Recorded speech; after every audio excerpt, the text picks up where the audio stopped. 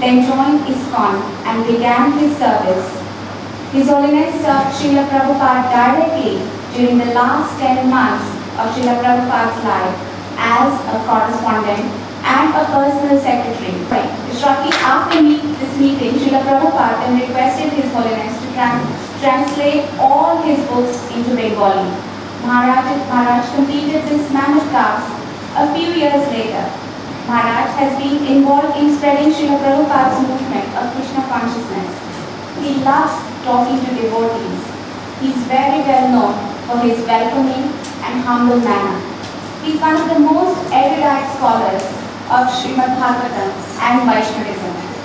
Let's welcome His Holiness Srila Bhakti Charu Swami Maharaj with a big Hari Bol. Once more please. One last time. Hare Krishna. Hare Krishna. How are you all doing? Happy to see you, all of you. And so this time I selected a topic for the seminar, which is little, what should I say, little deep and may appear to be little dry also. Like, in simple words I can say that this seminar is for those who have accepted Krishna consciousness wholeheartedly and who want that this movement, Krishna consciousness movement, should spread all over the world in every town and village. So, how many of you have accepted Krishna consciousness wholeheartedly? Oh, I'm impressed. I was a little doubtful, like, if you are not really so concerned about this movement, then you may find this topic a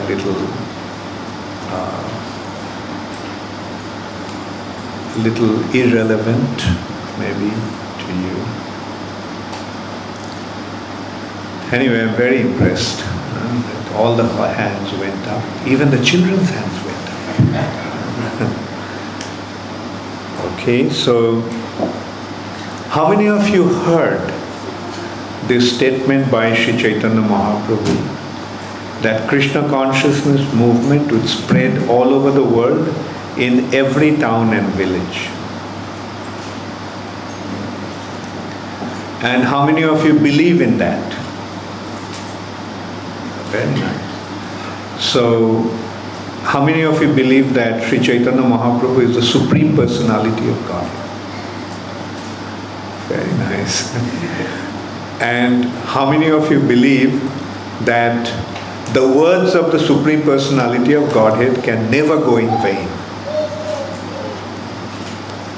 Okay, so we all are on the same page. So, yes, there are 4 yugas: Satya Yuga, Treta Yuga, Dwapar Yuga and Kali Yuga. And for these 4 different yugas, there are 4 different Yuga dharmas. What is the Yuga dharma of Satya Yuga? Who knows? What is the Yuga dharma of Satya Yuga? Okay, I heard some whisper coming from Satya. So, yes, meditation. The Yuga dharma of Satya Yuga is meditation. The Yuga dharma of Treta Yuga is, how many of you know? Okay, you tell me. Yajna, yeah, sacrifice. What is the Yuga dharma for Dwapar Yuga? Nidhi? Deity worship. Worshipping the Lord in the temple. And what is the Juga Dharma of Kali Yuga? Very good, Sankirtan. And which Yuga are we in now? We are in Kali Yuga. So the Yuga Dharma for this age is congregational chanting of the holy name of the Lord. And in a broader sense, the Yuga Dharma also implies that total glorification of the Supreme Personality of Godhead. The Supreme Personality of Godhead's glory must spread all over the world, in every town and village. It is going to happen. It is going to happen. At least today, we cannot have any doubt that it will happen, because the way the impossible has become possible is a clear indication that it is going to happen. And that impossible that became possible, the impossible that became a reality, is what Srila Prabhupada had done. Actually, the way Srila Prabhupada had done that is a clear indication that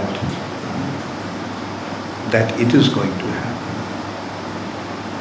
There are so many factors that makes this achievement of Srila Prabhupada so inconceivable.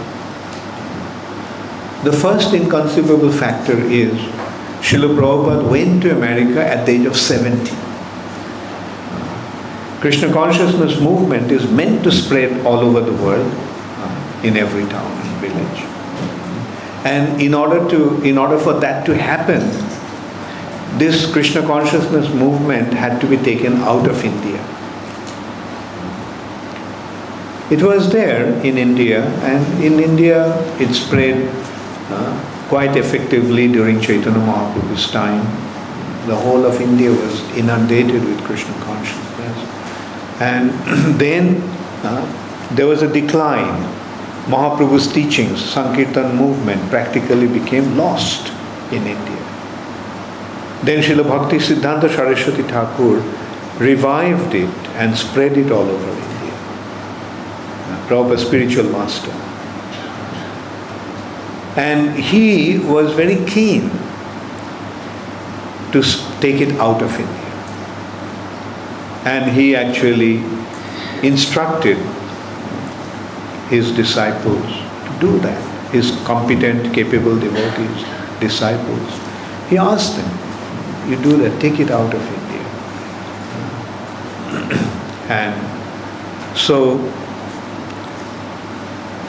And with Prabhupada, during their first meeting, Srila Prabhupada told him to do that. He asked Srila Prabhupada, in 1922, when Prabhupada met him for the first time, he told him, take this movement, Krishna consciousness movement. You are an educated young man, so you take this message of Chaitanya Mahaprabhu and spread it out of India, in the Western countries, through English language. And it's not that Srila Bhakti Siddhanta Saraswati Thakur asked Srila Prabhupada only. He asked many of his disciples. Those who had good command over English language, those who were educated, he asked them to preach to the West. He even sponsored some of his disciples, sannyasi disciples, to go to the West, go to England and preach. But unfortunately, they didn't meet with so much success. And then Srila Prabhupada goes to America at the age of 70. And his mood was more or less like, let me give it a try. My Guru Maharaj asked me to do it, but I didn't succeed. In spite of my 44 years of endeavor, I did not succeed. So let me just give it a try at the very end of my life, at the fag end of my life. And he sponsored the chairperson of the India Steamship Company, Sumati Morarji, to sponsor his passage to America. And Sumati Morarji tries to dissuade him. Swamiji, what will you do in America? Who will listen to you in America? In America you won't have anything to eat. The weather is so severe.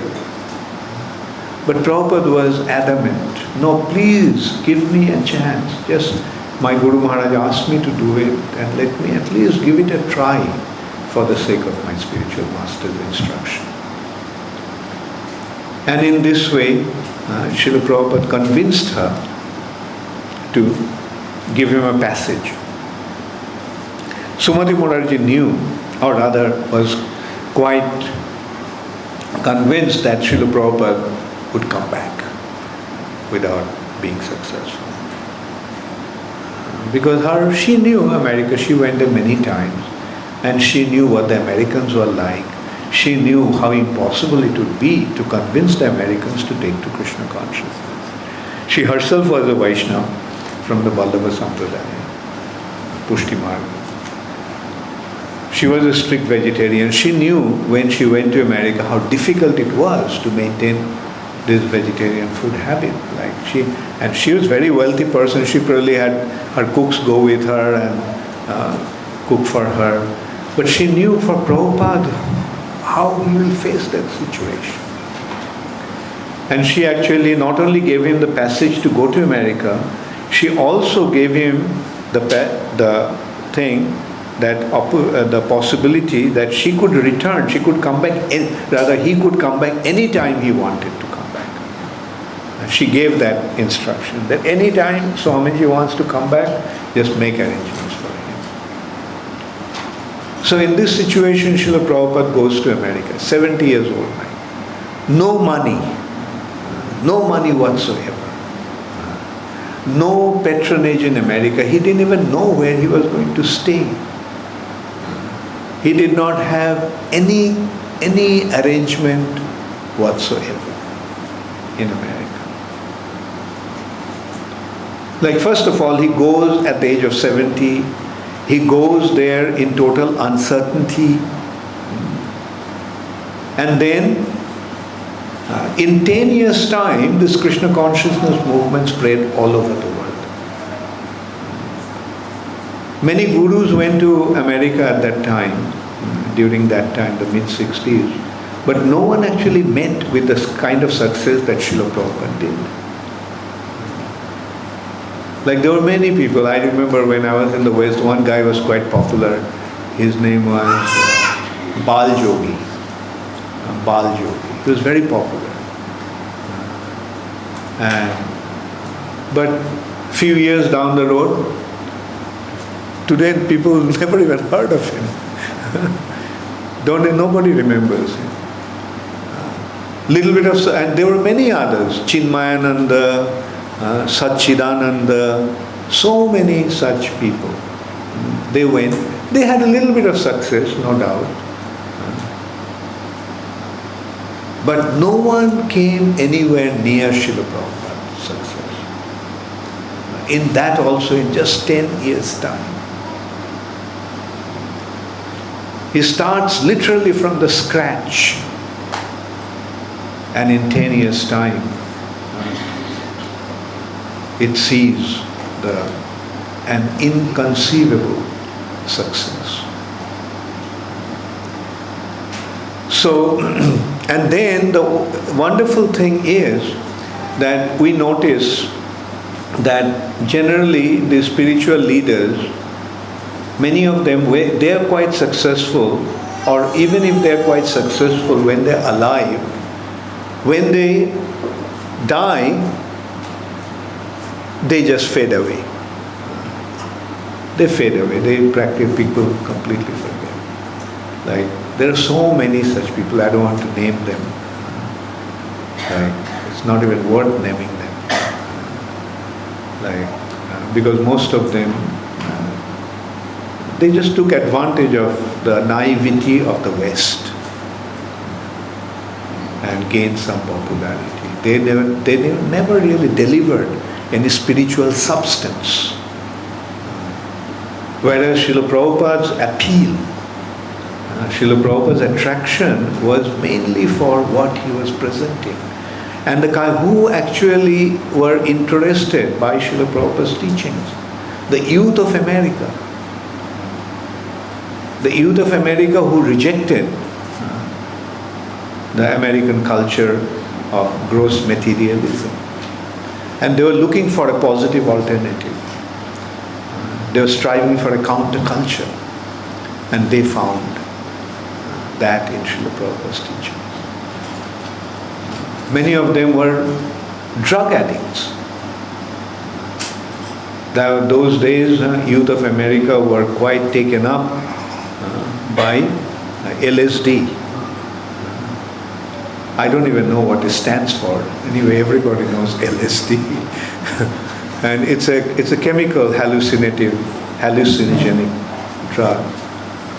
And any other drugs, like it gives you a kick for the time being.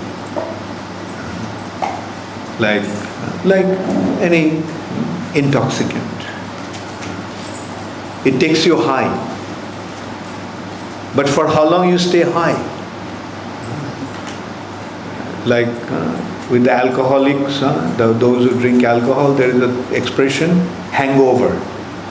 They drink at night, they go to the top of the world, and then next morning, they get hangover. Terrible pain in the body, the whole consciousness is completely blurred. So that is the natural consequence of taking drugs or intoxication. And they found the positive alternative of intoxication in Krishna consciousness, in chanting the holy name. And they came up with a slogan, stay high forever. Chant Hare Krishna and stay high forever. Meaning, when you chant Hare Krishna, you go high and never come down. Whereas with other intoxicants, you go high and then you come down, and coming down is very, very painful. So that's why I meant, like Prabhupada was giving the real substance, and whoever took that, they saw that this is the thing. Everybody wants to go high. Everybody wants to experience that joy in the heart. And when they take it by some artificial means, then it has its negative consequence. But that's not the case with Krishna consciousness. Krishna consciousness gives you that ecstatic feeling, and it takes you higher and higher and higher. And not only it's a feeling of the heart, but it is an intellectual stimulation as well, because it convinces you completely. Like whatever you are searching for, you find the real substance in Srila Prabhupada's teachings, which is actually the gift of Sri Chaitanya Mahaprabhu. Like, for example, when I became interested in spiritual life, I used to think the goal of life is to attain liberation, mukti.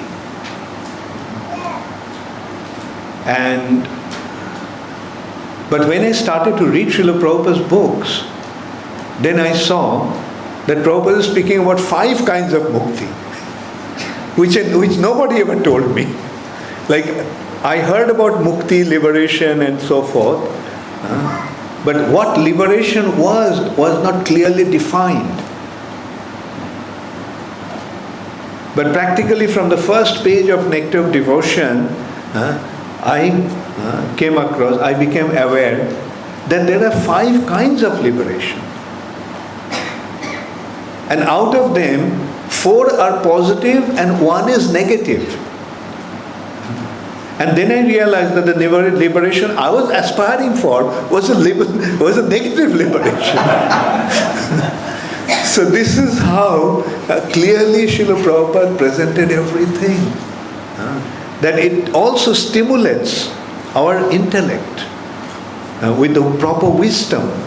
Everything becomes crystal clear from Srila Prabhupada's teachings. Another thing that is so impressive, like today we are practically living in a world of impersonalism. Even those who believe in God, what is their understanding of God? God is light, or God is energy, or God is something like that. Very few people, actually nobody in today's world, at least to me, gave me the understanding that God is a person. I met quite a few sadhus in India, but practically none of them gave me that clear understanding. But when I started to read Srila Prabhupada's books, again, from the very beginning, for the first few pages, Prabhupada made it clear. God is a person. God is a person and He is Krishna. Everything became crystal clear. Who doesn't know about Krishna, at least in India? Everybody knows Krishna. But there was no clear understanding who Krishna is. The understanding was, oh, Krishna is another form that one imagines. Or Krishna is an incarnation of Vishnu, and there are 5 kinds of worship. 5 murtis you meditate on. For the sake of convenience, this is the understanding. That to meditate on Brahman, impersonal Brahman, is difficult. To fix your mind on impersonal is difficult, so you imagine a personal form. Imagine a form. And when you make advancement, then the form will disappear. And there are 5 kinds of forms that you can meditate on. One is Vishnu, one is Durga, one is Shiva, one is Surya, and one is Ganesh. They are known as Panchobhashana. So anyway, so many misconceptions are floating, at least in Indian spiritual scene. But in one stroke, Srila Prabhupada just washed them away. And it's so relevant actually, Prabhupada's prayer. Nirvishesha Shunnavadi Paschatta Deshatarine. He removed the misconception of impersonalism and voidism from the Western world. And when it gets cleared in the West, then it will get cleared in India also. Because India looks up to the West. Whatever the West does, India follows. So, anyway, the point that I was trying to make is that what Srila Prabhupada achieved, or the way Krishna made Srila Prabhupada achieve things, is so inconceivable that nobody can possibly have any doubt that the prediction of Sri Chaitanya Mahaprabhu will become a reality. Like in 10 years' time, he spread this movement all over the world. In such a way. Like goes there at the age of 70, no money, no support, didn't even know where he was going to stay in the West. Like these are such impediments.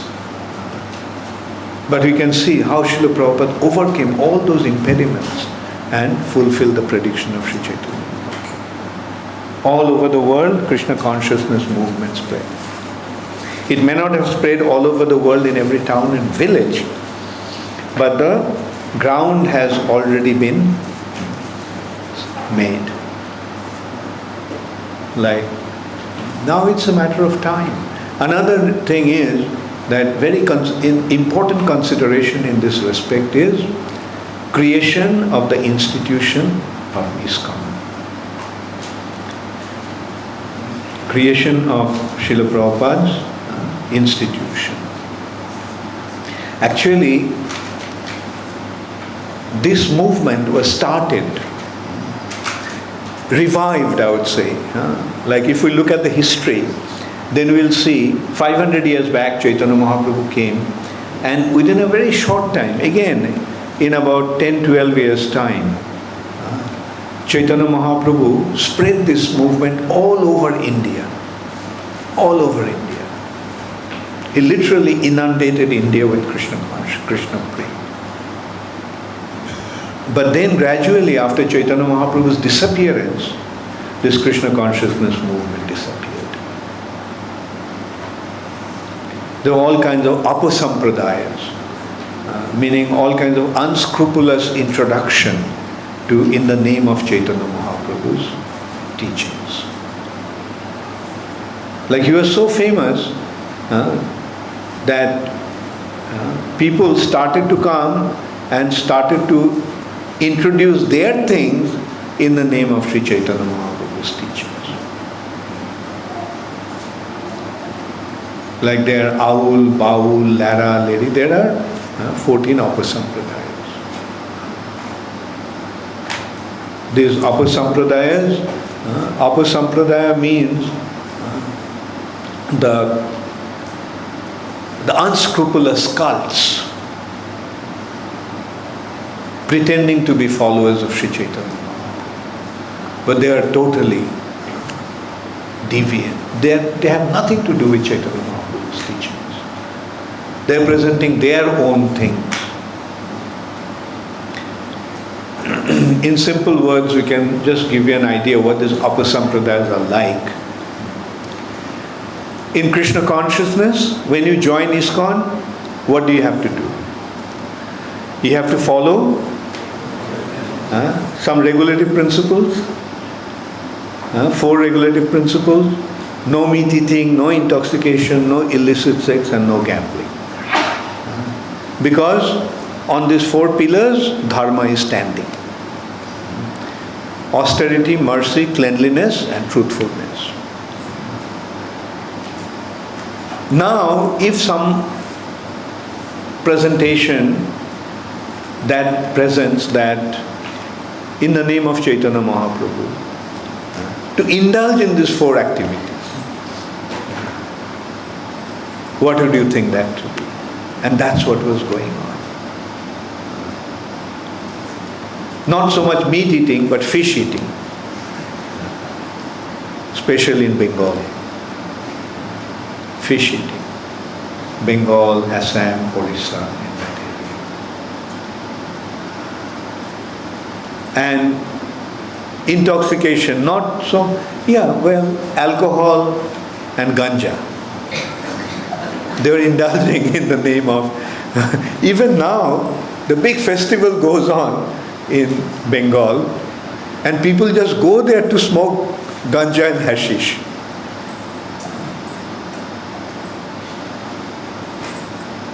Then illicit sex, they're under kind of another group, their thing is, anyway, like let's not get into that. And gambling, like they gamble. So this is what's going on, what was going on in the name of Sri Chaitanya Mahaprabhu's teachings at that time. Now what is the natural consequence? What is the result?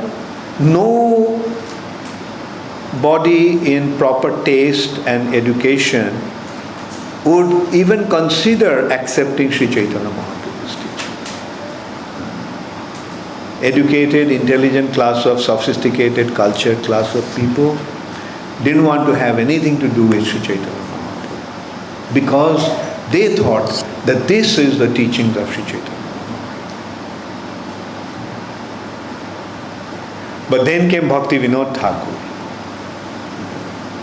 a very, very respectable personality, extremely brilliant personality, very high-ranking government officer during the British period in India, British Raj. He was a deputy magistrate. And Srila Bhakti Vinod Thakur started to present Sri Chaitanya Mahaprabhu's teachings. Through his writings, through his books. And that is the revival. That is how the revival actually took place. Then came Srila Bhakti Siddhanta Saraswati Thakur, an extremely qualified son of Srila Bhakti Vinod Thakur. He actually came as his son, Bhakti Siddhanta Saraswati Thakur, as a response to the prayer to Lord Jagannath. Bhakti Vinod Thakur used to pray to Lord Jagannath. He was the custodian of Jagannath Puri temple at that time. It was under the government custody, and Bhakti Vinod Thakur was the caretaker of the temple. So he used to pray to Lord Jagannath that I am not able to spread the teachings of Chaitanya Mahaprabhu. Although I have revived it, but I am not able to spread it because I am so busy myself. Also I am stuck in the government service and I am getting old. Please send me a qualified assistant. And as a result of that prayer of Bhakti Vinod Thakur, Lord Jagannath sent Srila Bhakti Siddhanta Saraswati Thakur. And Bhakti Siddhanta Saraswati Thakur started to spread this mission. And mind you, before he embarked on this preaching mission, Bhakti Siddhanta Saraswati Thakur was in total recluse and totally withdrawn from everything, just chanting the holy name for 10 years in Mayapur. In 10 years he chanted 1 billion, he took a vow of chanting 1 billion names. So anyway, so this is how he prepared himself. And then he comes to Calcutta to start to preach. And what did he do? He inspired intelligent, educated class of people, and with them he formed an institution. Because he saw the importance of an institution to continue the mission. As I was saying, like we see that there are many charismatic personalities who come and they establish themselves very nicely. But then what happens? When they die, their mission also disintegrates. Therefore, to continue the mission, there is a need for an institution. Srila Bhakti Siddhanta Saraswati Thakur could perceive that. So he decided, he created the Gaudiya Math. And before leaving the planet, he actually told his disciples to continue the mission collectively. He did not appoint any acharya. He did not even mention anything about who would continue giving initiation, who would become guru. He didn't pay any importance to that. His only emphasis was to hold the institution together collectively. But unfortunately, his leading disciples couldn't understand that the importance of a collective management to hold the institution together. And as a result of that, that the institution that was so flourishing at one time disintegrated.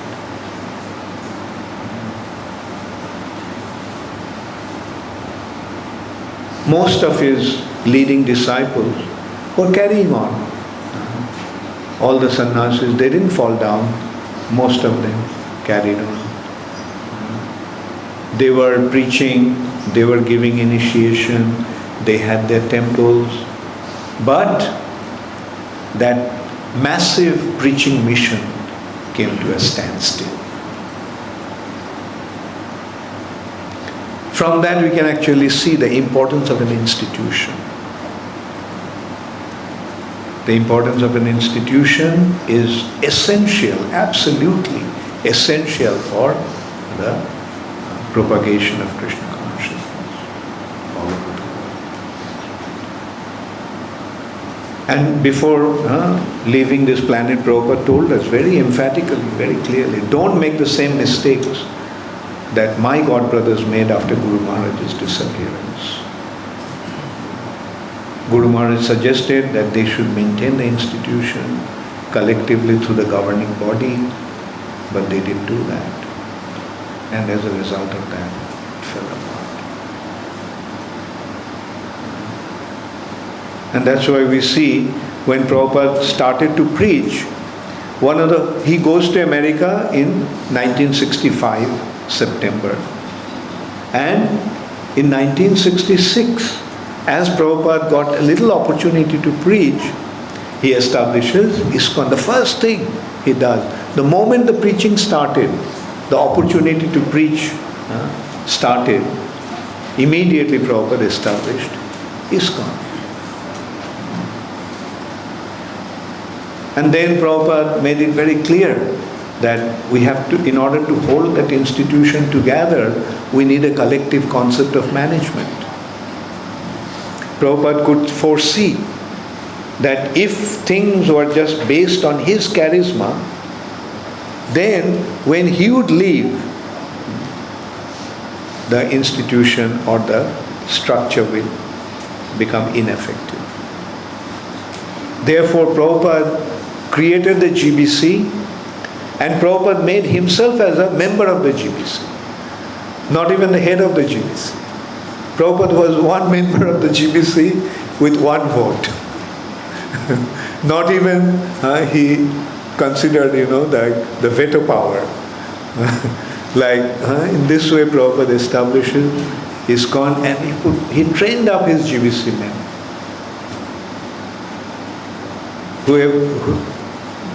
How Prabhupada selected the GBC?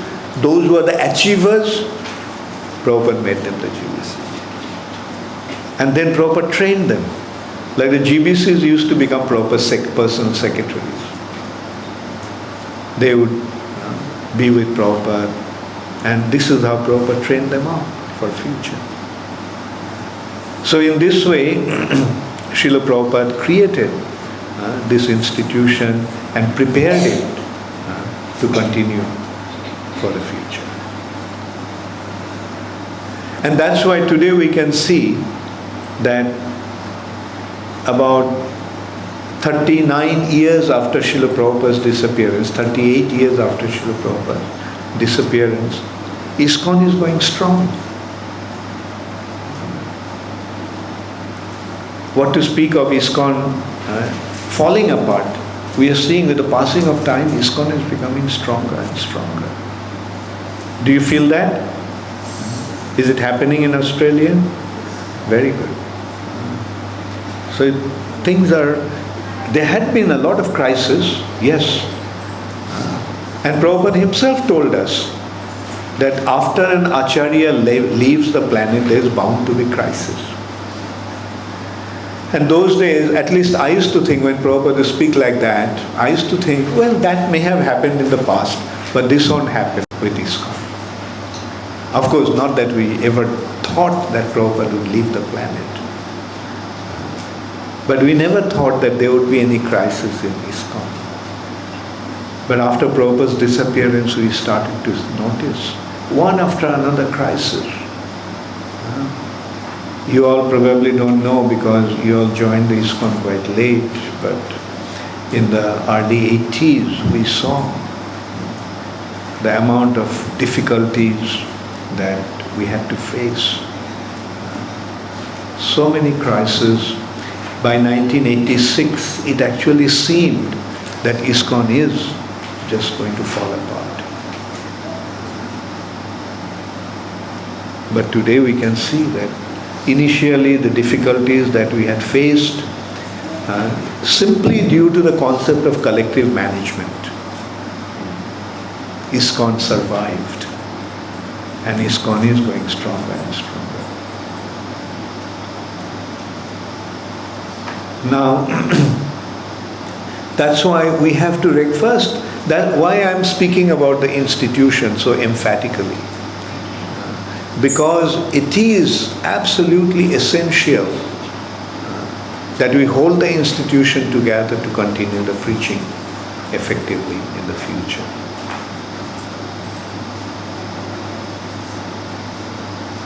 Like a personality like Srila Prabhupada comes only once in a blue moon. And a personality like Srila Prabhupada only can create an institution like ISKCON. If you look at it, if somebody thinks, well, somebody will come and create a better institution than ISKCON, or an institution as effective as ISKCON. Now, can it happen? Can it happen? I'll tell you why it cannot happen. First of all, a spiritual institution needs the spiritual foundation.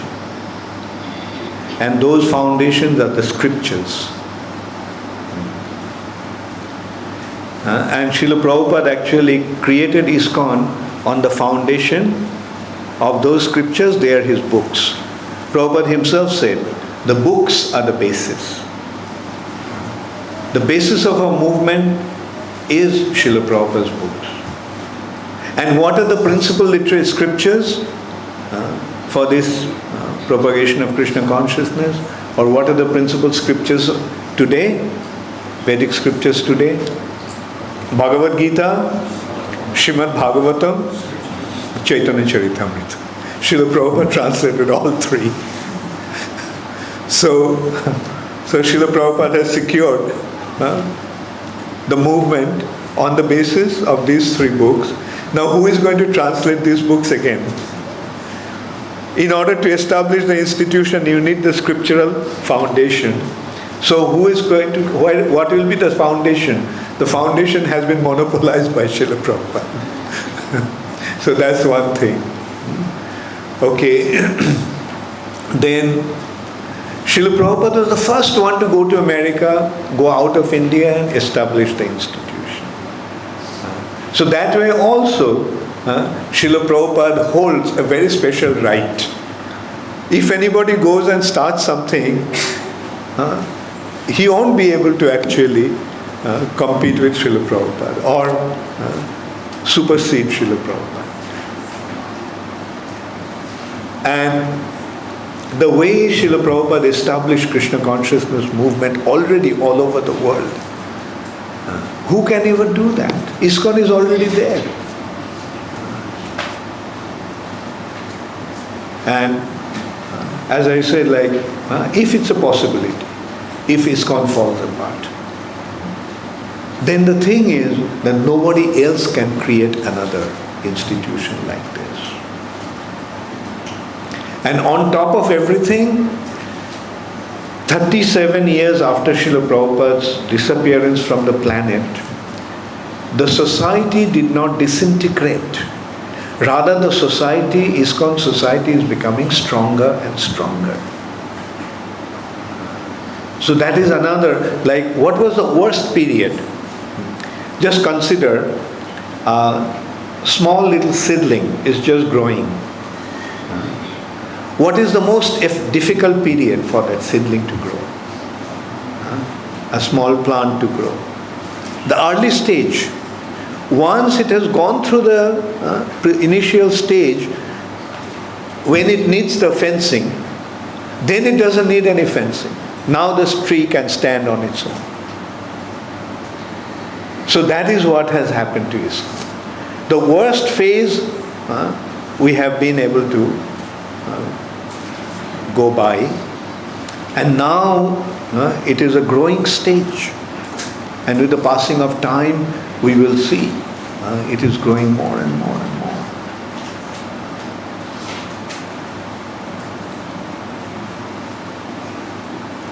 Like yesterday I was talking to Devamrita Maharaj about the future of our movement. And both of us came to the conclusion that although we are not really working so hard on our succession, that means who will become future GBCs, we are working on it, but not that effectively. But we can rest assured that the future of this movement is safe. Why? Because the kind of people that are joining the movement, they are going to carry this movement forward. Like so many qualified devotees, in this room even, so many qualified individuals like yourselves are there. And you have been convinced about this movement, and you all are going to carry on. And that is the sign of the conviction. Today many of you may be working, today many of you may be running a business, today many of you may be studying. But when the challenge will come,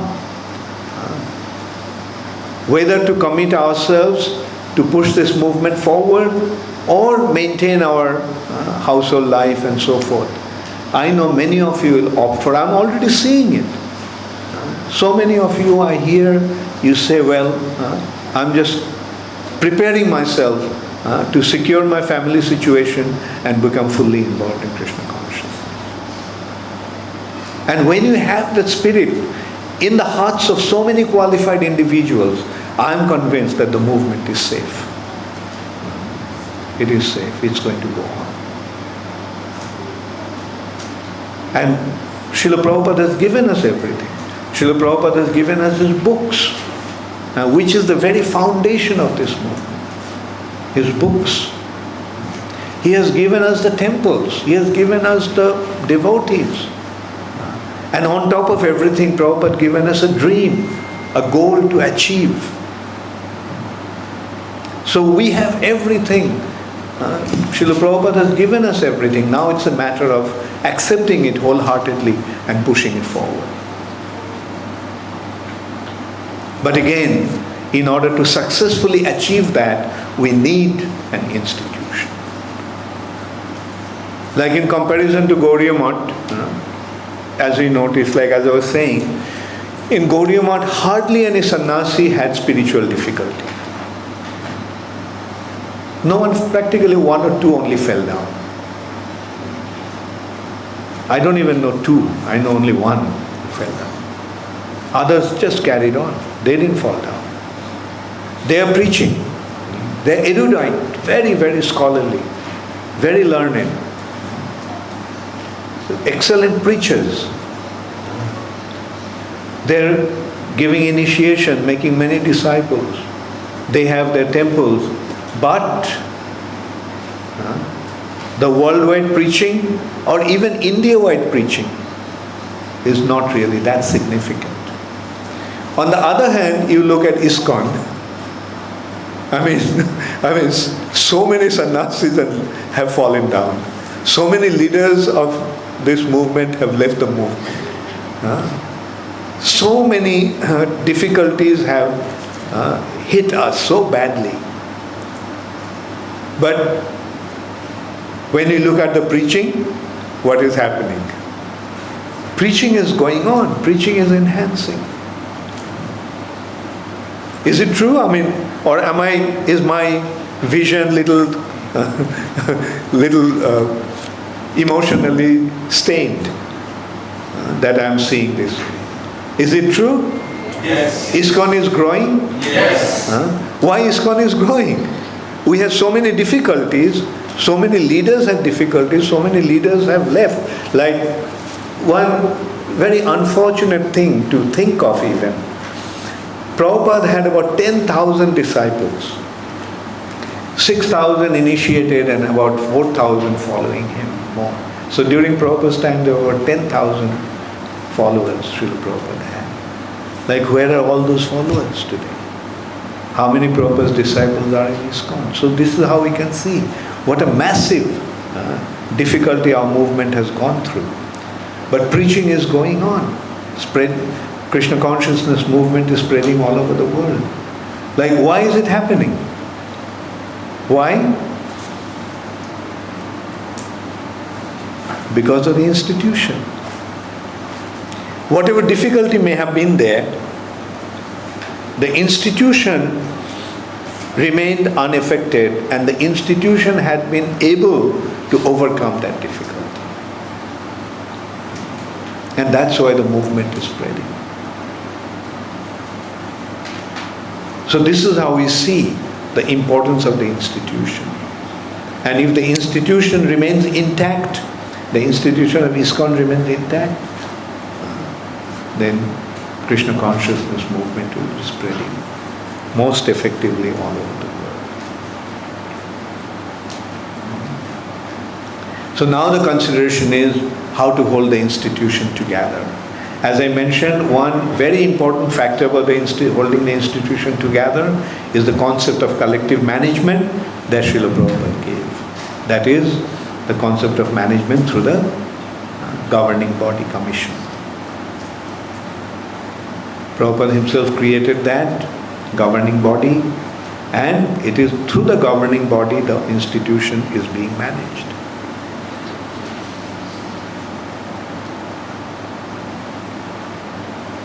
So, to hold the institution together, this concept of collective management is essential. But there is another factor which is even more important or equally important. And what is that? The head of the institution. The head of the institution. And that concept Srila Prabhupada himself, these two concepts Srila Prabhupada himself gave. One is collective management through the GBC, and his position as the head of the institution as the founder Acharya. Srila Prabhupada is the founder Acharya of ISKCON for all time. He is the founder, no doubt about that. He founded it ISKCON. He founded ISKCON. So he is the founder, there is no doubt. Nobody will ever contest. But what we really need to understand is that Srila Prabhupada is the Acharya of ISKCON. He is the Acharya of ISKCON. He is the spiritual head of ISKCON. So that is what we in the GBC had been very, very seriously considering this importance and establishing Srila Prabhupada properly in that role. In 2006, in a mid-term GBC meeting, that was the first time we had a mid-term GBC meeting. Prior to that, the GBCs used to meet only once a year during the Gaur Purnima festival time in Mayapur.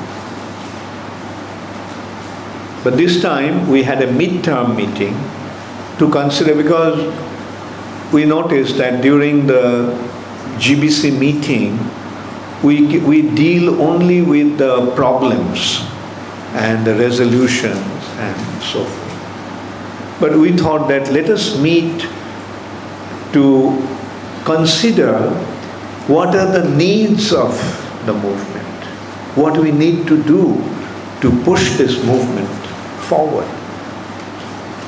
And so that's why in that midterm meeting we actually formed different, you can say, GBC subgroups. And they were given the choice which ones one would like to get involved in. There were different groups like devotee care, congregational preaching, and so forth. And one such consideration was Srila Prabhupada's position as the founder Acharya. Srila Prabhupada, the founder Acharya of ISKCON. Like we all know that Srila Prabhupada is the founder Acharya. Prabhupada himself very emphatically established himself as the founder Acharya of ISKCON. But we need to consider what it means and how to really establish, how to really situate Srila Prabhupada in that role. And so this subcommittee had been meeting since then, since 2007 onwards, and we had been thinking of various, we used to have very extensive meetings and so forth. And then about 4 years back, Ravindra Charu Prabhu is one of our god brothers. He is a GBC emeritus now. Last year he retired from the GBC body. He is an exceptionally brilliant person. He is a student of philosophy.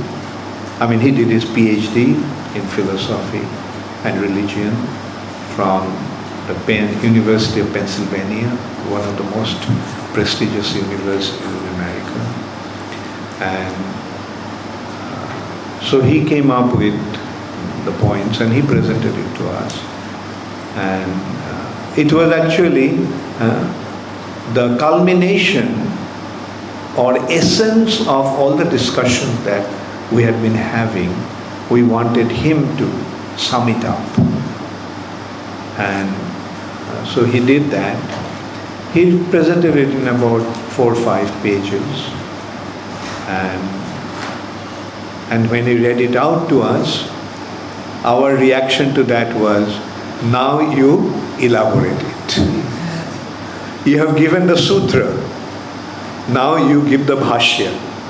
You give the essence, essential understanding, but now you elaborate it and explain it for everyone to properly understand it. And he, as a scholar, he actually did an extensive research, and he took 3 years. We used to actually get quite frustrated with him year after year. Where's the book? Where's the book? But he was taking his time. And finally, last year, we came up with this book. Srila Prabhupada, the founder Acharya of ISKCON. It's about 120 pages book. And at the end of the thing, I'll give you all the book. And I didn't give yesterday somebody asked me whether we should give you the book before the seminar or after the seminar. And I decided to give it after the seminar. Because if you have the book, then you'll tend to read the books. But I wanted your undivided attention. So that's why, and you'll have all the time. What I'm trying to do is, through this presentation, is to make you basically understand what it is all about and create the interest in you to read the book properly. So, and this book is very important because we see you all are the future of ISKCON. I don't know what you may think about yourself, but we think that our future lies in your commitment and your conviction and your endeavor. If you believe in it, you take it and spread it. Establish it properly. Just as Srila Prabhupada did, see what one person had done. Srila Prabhupada, just one person, spread Krishna consciousness all over the world.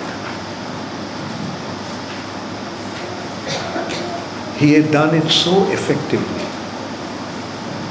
Just one person. And today you can see we have millions of followers of Srila Prabhupada. So when this collective energy is more directed in achieving this goal, what an amazing thing we can achieve. So that is the basic consideration. And about this book, like through this research, Ravindra Sarup Prabhu, I won't go to the points of the books now. In the afternoon session, I'll go through those points that came up in the book. And today I want to open it after a short while to questions. And I noticed that in sessions like this, many of you will have many relevant questions. And from that questions, answers probably will be able to charm the essence of this topic even more effectively. And so let us let us become convinced, first of all, that Sri Chaitanya Mahaprabhu has given the perfect process for spiritual advancement in this age. Today, in the age of Kali, due to the influence of the age of Kali, the world has become extremely degraded. The world has become very, very fallen. People are very sinful in this age. It's a natural phenomenon. The age of Kali is the age of adharma. Age of Kali is an ocean of sinful activity. But this age of Kali has one great advantage. That is, just by chanting the holy name of the Lord, one can very easily achieve spiritual success. In one hand, it's extremely degraded, but at the same time, it has the possibility of elevating to the highest platform very, very easily, because the mercy of the Lord has come down in this age. Like you can see, like every day the world situation is becoming so critical.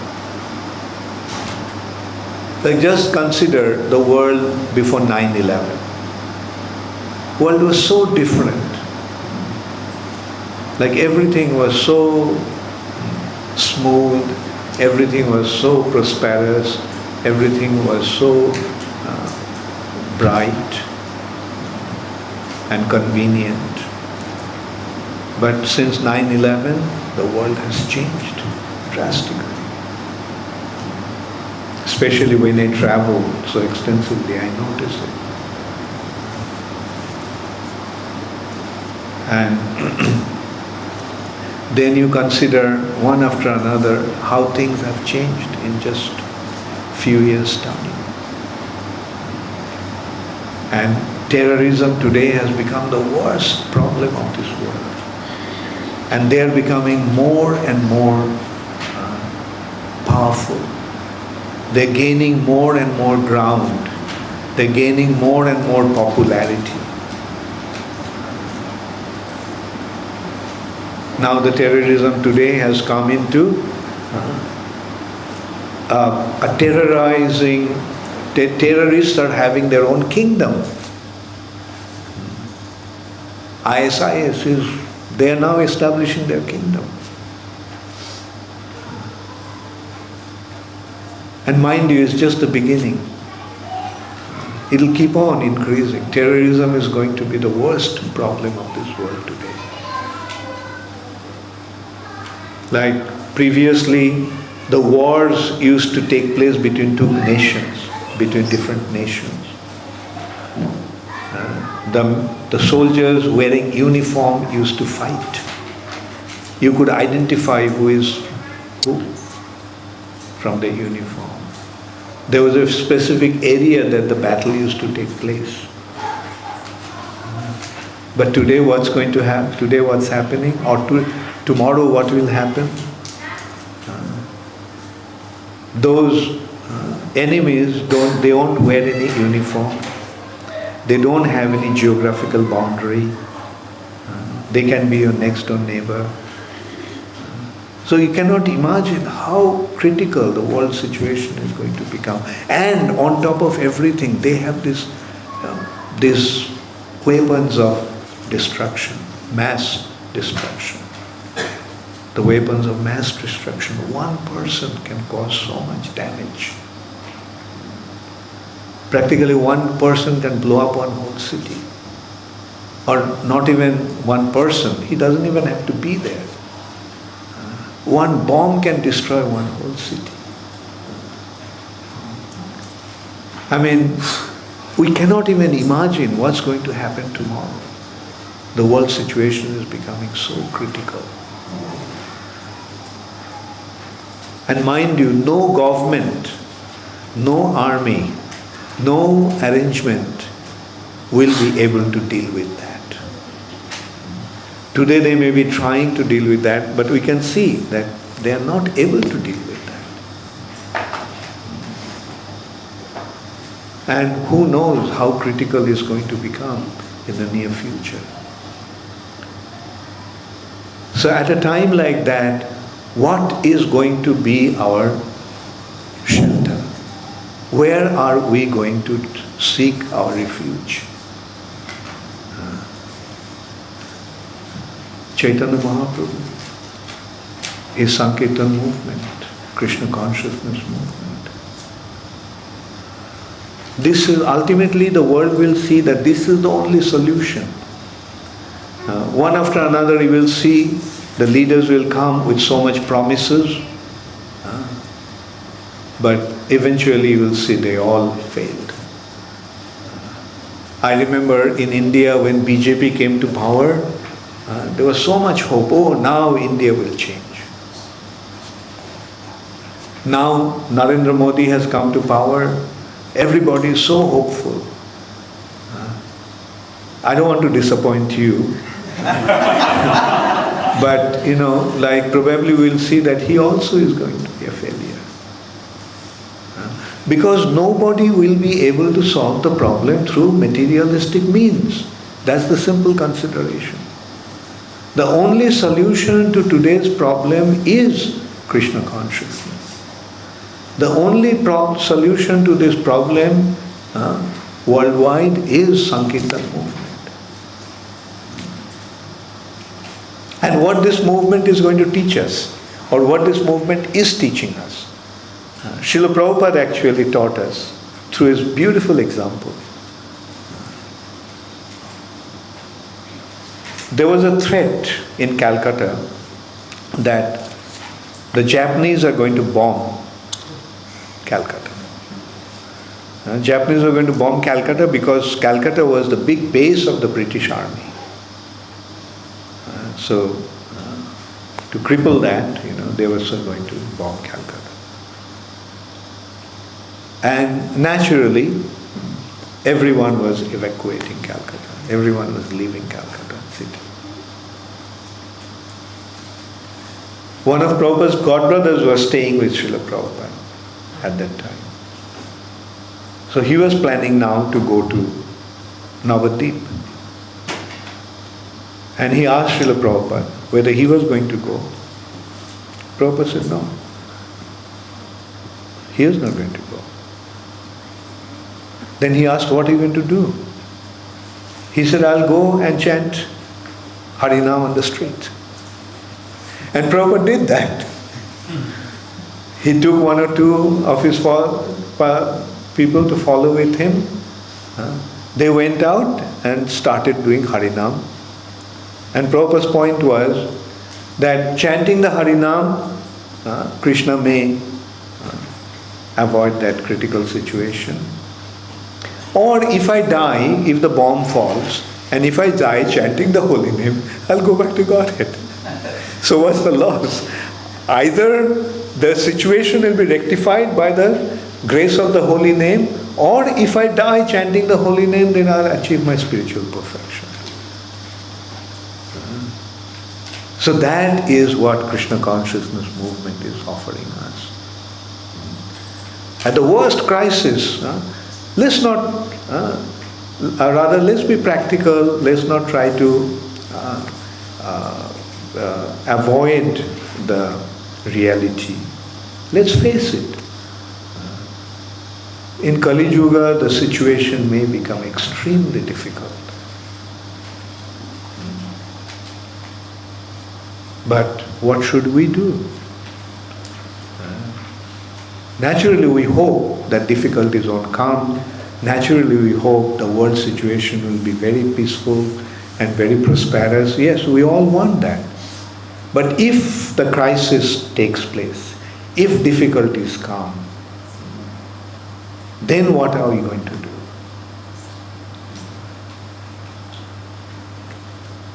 That is what we have to be convinced about. We have to be convinced about it ourselves, and we have to convince others about it as well. That this is the only solution.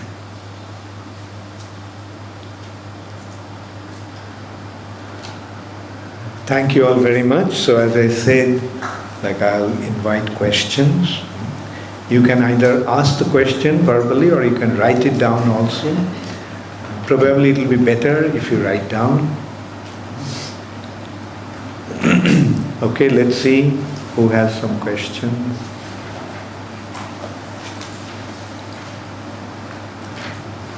Yes. Take the mic.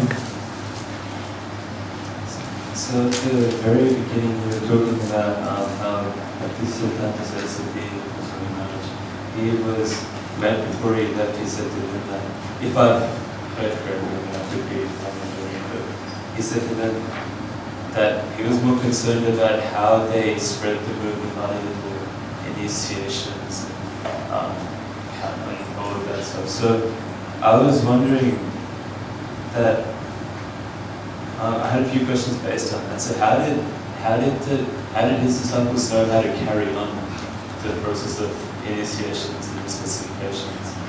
How to give something else to someone Yeah. Well, what actually he probably meant is hold the institution together, and then rest will automatically happen. Collectively you decide how initiation will take place. Collectively you decide when new people come and join the movement, how to guide them. So that is what he meant. That like in ISKCON we are seeing, the institution is held together and the rest is going on automatically. Collectively, the devotees are deciding what is best for the movement, and they're carrying on in that way. So are the specifications for the qualifications for initiation written in the scriptures, or is there another criteria? No, qualification naturally has to be there. Qualification naturally, for example, to be a teacher, you have to have certain qualification, otherwise how will you teach? And the spiritual, not only the gurus, everybody in spiritual platform, has to be exemplary. Anybody who is in a leading position, just consider temple president. Doesn't he have to be exemplary? And if he doesn't come up to the standard, then can he remain as a temple president? No. Same thing applies with a departmental head in a temple. He is in a responsible position as the head of one department. If he has spiritual difficulties, then is he kept in that position or he is removed? So that's why this spiritual qualification, that standard that has been given, is absolutely essential to maintain. Now what to speak of a spiritual master?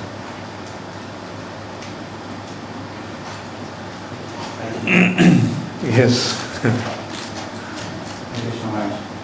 At the start of the talk, you were talking about how Srila Prabhupada at that age went with a lot of determination to spread Krishna consciousness.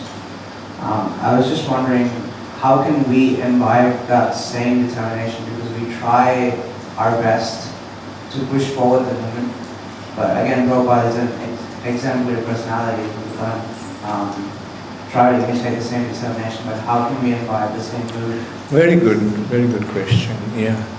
You see, I will say that there is little difference between those days, Prabhupada's situation, and our situation. Like, you see, initially when Gauriya Math was carrying on nicely, Prabhupada never really thought of taking any leading role. He was happy just helping them and, But when the mission stopped, then Prabhupada saw something has to be done. Especially after going to the West. Initially, when the opportunity came to spread Krishna consciousness there, Prabhupada invited his godbrothers, come. The opportunities are there to preach and we can all fulfill the dream of our Guru Maharaj. Only when they did not respond, Srila Prabhupada decided to form ISKCON. Otherwise, Prabhupada would have been happy functioning as a part of that institution of his Guru Maharaj. So, Prabhupada had to, when the institution disintegrated, Prabhupada had to take up the responsibility to push it himself, practically alone. And that naturally needed a lot of determination, a lot of conviction. Whereas our situation is different. Prabhupada has already created a successful institution. And we are happy just being a part, right? Even though we don't have the similar degree of determination, but with whatever little we can do, it is being effective and the movement is spreading. Like when there are so many devotees, little contribution, little endeavor from all the devotees collectively is amounting into a huge, massive effect. You see? But at the same time, I will say, to cultivate the determination is desirable. And and it's happening, like many young boys and girls are coming forward. And youth is actually the hope. Things happen with the passion and determination and conviction of the youth. Elderly ones can guide, but youth make it happen. So now that you all are coming forward, we are very hopeful. Just another question. You mentioned working collectively to push the movement forward, but sometimes, at least for me, you see a lot of exemplary devotees doing a lot of great, wonderful things. Sometimes we get into, or at least I get into the mood that, these devotees are doing great, maybe I can relax a little bit because they're doing that job. How can we get out of that lazy mood and actually push forward with, again, enthusiasm and determination? Yeah. Well, the immediate response that I would like to give is don't become complacent, but be competitive. If he has done that much, you try to do even better or bigger. There is no harm in developing that spirit. Prabhupada was cultivating that spirit among his disciples during his time.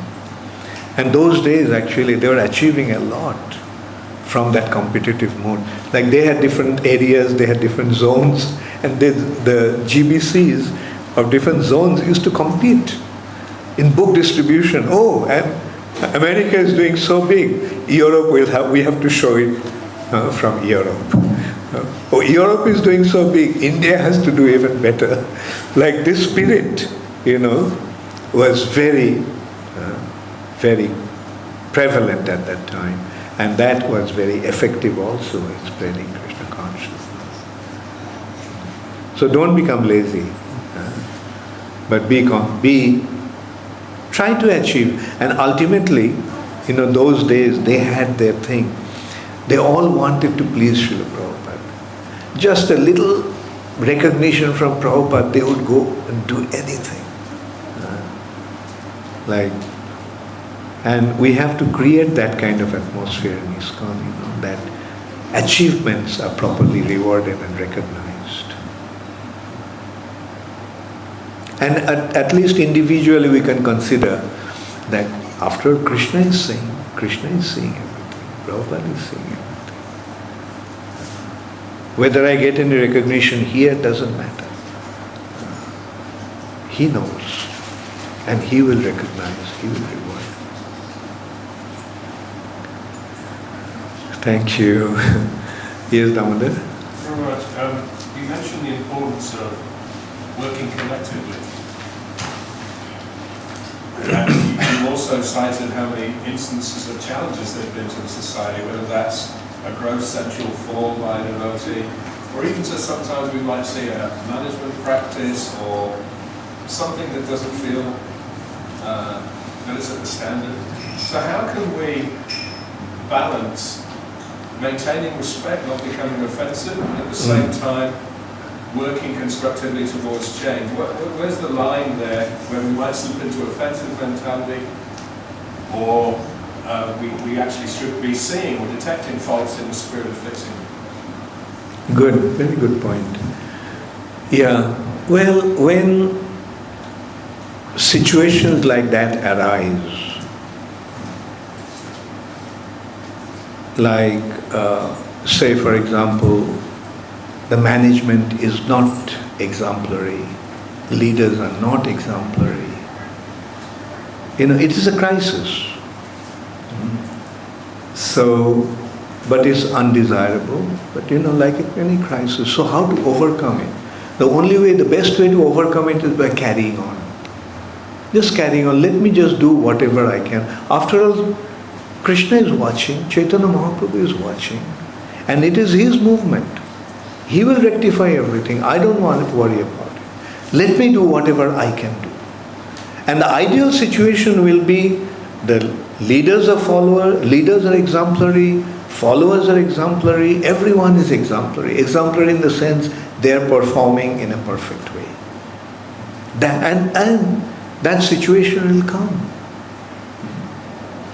Some difficulties we are facing now because, see, our movement is going through a crisis. So, so many devotees have left the movement. Like, just imagine, you have seen yourself, like in the West, so many Westerners. Our temples those days used to be packed with, say UK was packed with British devotees. Australia, temples are filled with Australian devotees. But unfortunately, they are not there. And, the real growth will take place when local people get involved. Fortunately, Indians are here and they're giving the support. They are actually saving that crisis, saving the movement from that crisis situation. The Indians are coming forward and carrying on. But the real success of this movement will be in the local involvement. That's why it's an international society for Krishna consciousness. So when there are difficulties, we should not become disappointed. We should not lose heart. We should just carry on.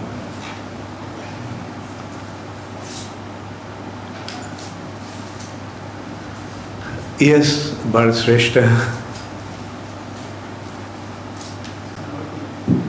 Yeah. It's regarding this is the age of Kali, and the greatest weapon of Kali is basically cold. And I remember one of the lectures in which he said, Srila Prabhupada said that no one can destroy ISKCON from outside, but it can happen from inside. So basically, I think what he's referring to was the quarrel part of it. So how can we actually take this into consideration, like how can we reduce that, how can we increase the cooperation, basically the cooperation? Yeah. Well, at least I can say that we can rejoice now that that possibility of ISKCON being destroyed from inside is not there anymore. Because ISKCON internally has become very strong. Devotees are And external attacks, what it does, it enhances our resolution. It makes us more determined when there is an attack from outside. So when the external situation becomes critical, internally we'll become more strong. So that is how it will work. And as I was saying, internally the possibilities of difficulties or possibilities of crisis is there, damage is there. But, worst phase has been overcome in a way. I mean, that's my personal observation.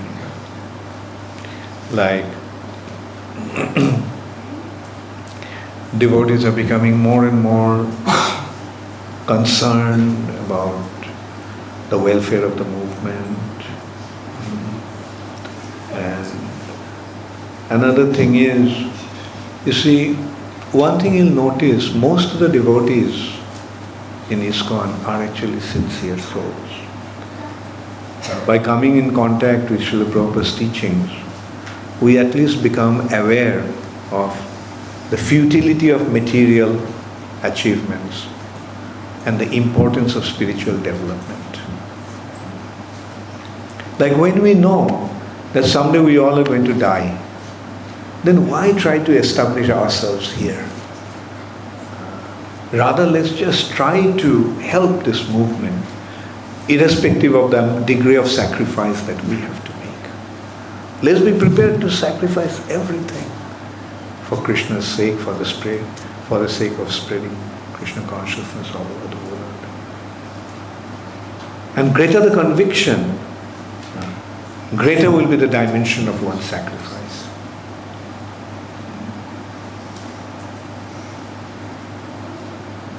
And I'm seeing individuals, giving up very coveted jobs to be fully involved in Krishna consciousness.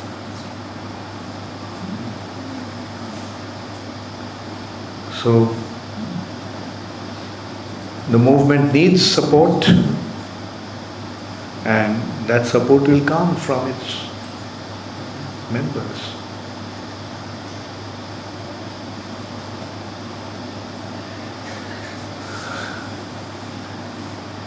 Any other question? Hare Krishna Maharaj. Yeah. Thank you for wonderful class, Maharaj. Maharaj, I will mention the importance of Harinam Sankirtan, which is the solution of all our problems. So sometimes we go Harinam, people ask me, where to be 20, 30 years. So is it appropriate if they make a compulsory in every center, at least 1 hour they go for Harinam Sankirtan in the street? So there are millions of identity.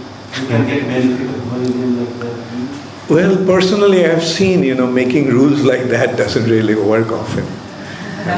It is better to make people aware of the importance.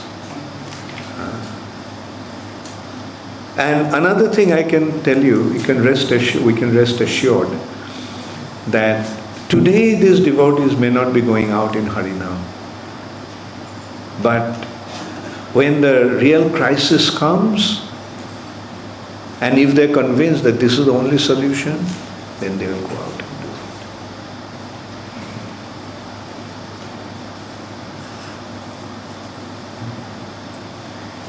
it. And main thing is that, we have to have that faith that Krishna will take care. Krishna took care of Prahlad Maharaj. Krishna took care of Arjuna. Krishna took care of Draupadi. So if I surrender to Krishna, then Krishna will take care of me. That faith we have to have. And how Krishna takes care is beyond us.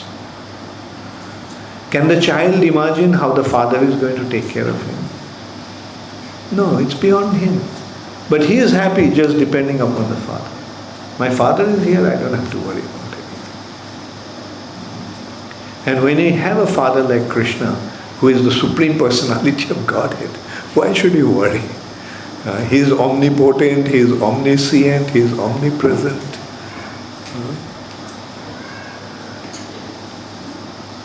So that faith we have to enrich ourselves with.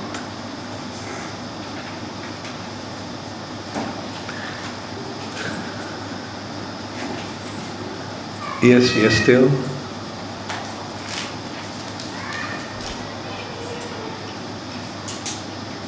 Hare Krishna Guru Maharaj. Can you please elaborate what makes one qualified to be involved in management? I know you said loyalty to Srila Prabhupada, but everyone part of ISKCON has that. But what distinguishes one to be in a leading position, a management position? And furthermore, if we know of suitable people, how to encourage them to get into those positions? Well, for anything, qualification is the most important criteria, isn't it? If you ask, who can become a doctor or who can treat patients? The first consideration is that he has to be a doctor. Like he has to be, not qualification-wise in that way, degree-wise, but he must know how to treat a patient. Similarly, in order to manage, one has to know how to manage. And then comes other considerations, his commitment, his loyalty. So, these are the factors, these are the considerations. And in Krishna consciousness, generally the appointments come from top.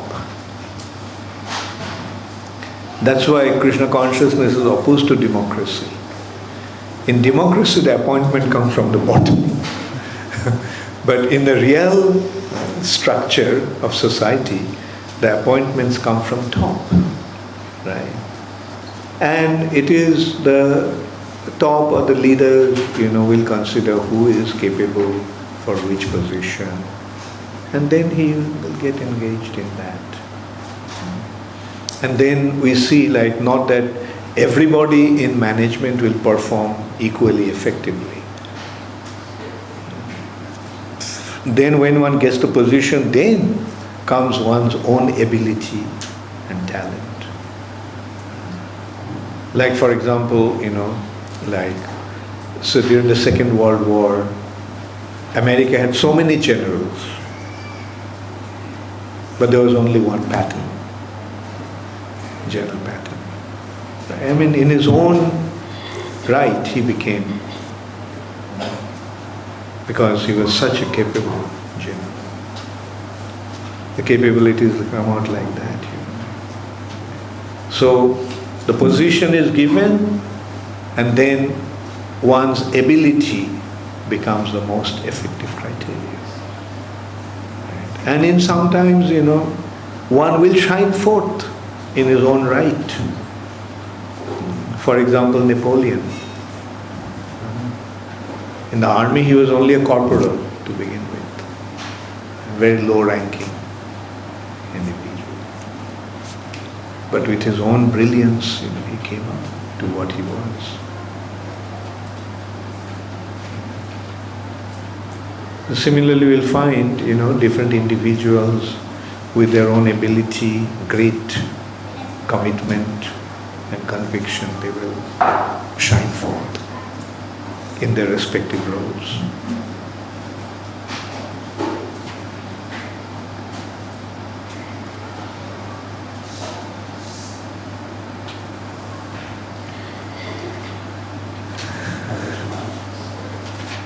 When it comes to preaching, what should be the, can you elaborate, what should be the minimum requirement for that? Minimum requirement for preaching. Preaching, because Maharaj, you also mentioned Bhakti Maharaj has spent like 10 years before started preaching. And Srila Prabhupada spent a lot of time to get ready for preaching. And common people like us, like me. So what should be the qualification? Like suppose some people say, if you are sincere, for example, some people say it's different ideas. So can you please? Yeah. Well, our situation and Srila Bhaktisiddhanta Saraswati Thakur's situation and Prabhupada's situation are different. Our situation is different from theirs. You see, they are like our father and grandfather, who actually created a dynasty, right? And we are enjoying their kingdom as the princes. So that is our role. We don't really have to worry about that. They have given us everything. We simply have to fit into the family, right? And as far as the qualification is concerned, what I understood from Srila Prabhupada is that the only qualification you need to preach is to understand that Krishna is the Supreme Personality of Godhead and you are His eternal servant. So if you just know this much, Krishna is God and everybody is His servant, you can go out and preach. And in this respect, I just remember one incident. Prabhupada's secretary at that time was Shamsundar Prabhu and Mother Malati was his wife and they had a daughter, Saraswati. So they were in India and one very important person came to see Srila Prabhupada. I think he was a minister or something. And while he was waiting to see Srila Prabhupada, Saraswati, about 6-7 years old girl, was talking to him. So she asked, "Do you know Krishna?" So he kind of half jokingly said, "No, I don't know Krishna." He said, "Oh, you don't know Krishna?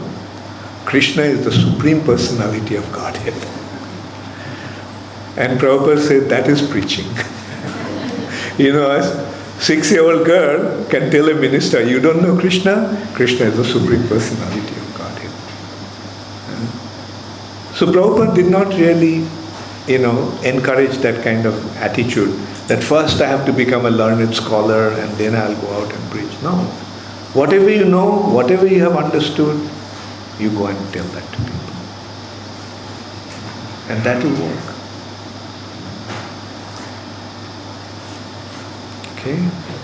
Okay, so I'll take one more question.